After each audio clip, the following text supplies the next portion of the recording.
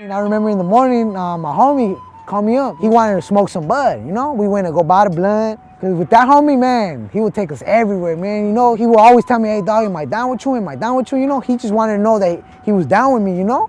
And I'll be like, yeah, fool, you're down with me, dog. And when we were on our way back to go smoke the blunt, we were about to roll it, and then we see some Dogtown riding. We were like, what the hell? We just crossed this shit out like 2 hours ago. These fools already crossed us out. So we were like, hey, dog, let's go slash this shit out. And my homie didn't want to. He just wanted to relax, you know? And I'm like, dog, come on, homie. And I started getting like, not mad, but I'm like, come on, dog, what the fuck? Let's go do this. He ended up saying, all right, we're going.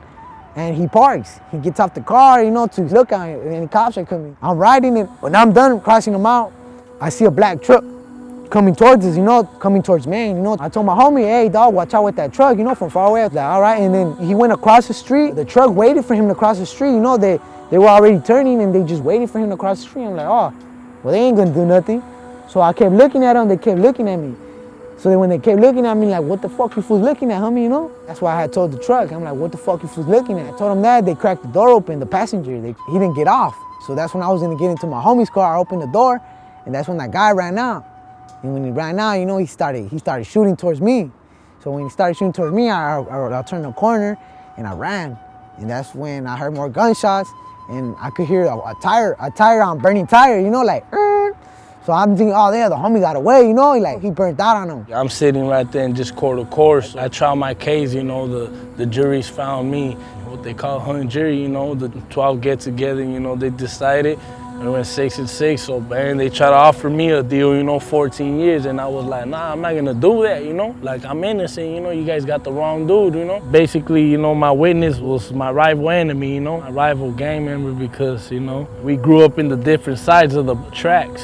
You know, I grew up in the projects all my life, you know, and, you know, he grew up on the other side of the tracks, you know, which is Clover, you know. We've been knowing each other since before any of the chaos, before any of the little decisions were made, you know, by, you know, choosing what lanes we were gonna take in life, you know. We got kicked out from the same, you know, middle school, so we got transferred to another same continuation school, you know. Basically, you know, we turned enemies. He got into that rival gang, I got it, you know, into the projects, and from that day, you know, we just learned how to just, you know, hate each other, how to just, you know.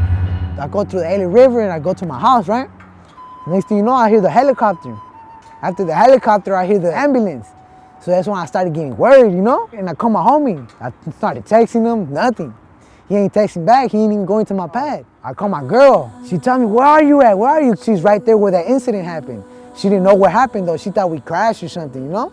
So she's like, oh yeah, you know, Husky's right here. She thought he was alive, you know, he's cool, cause you know, the cops were there. I call all the homies, you know, like, hey, no, fuck these fools, dog. The fucking Dogtown just lit us up, homie, you know? And the homies come to my house and we're going back to the project. We make a U-turn cause we see all the cops and everything's blocked off, you know? And we all had guns, you know, we were mad. We were like, man, well, let's go back. But before we went to East Lake Avenue, we went to Pasadena to pick up a shotgun. So we're going up on East Lake Avenue, and we noticed some other guys, some other enemies. So I'm like, hey, dog, isn't that fool from East Lake? This was like about 10, 15, 20 minutes after the shooting right here in Dogtown. We see that fool and he spots us too, you know? The whole thing was that we were gonna open the van and just let him have it, you know? But it was the opposite. He spotted us, he threw up his gang sign and he just started lining us up, let us have it.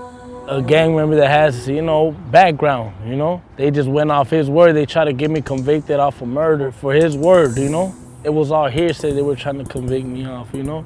I don't know for what reasons, you know, he just brought up my name, you know? I don't know what made him wanna, knowing it's a lie too, you know? Like, it's like the system, you know, put that pressure on him, you know? Threatening him that he was gonna take his family, you know? He probably thought, you know, I'm not gonna let my family go for that, you know, like.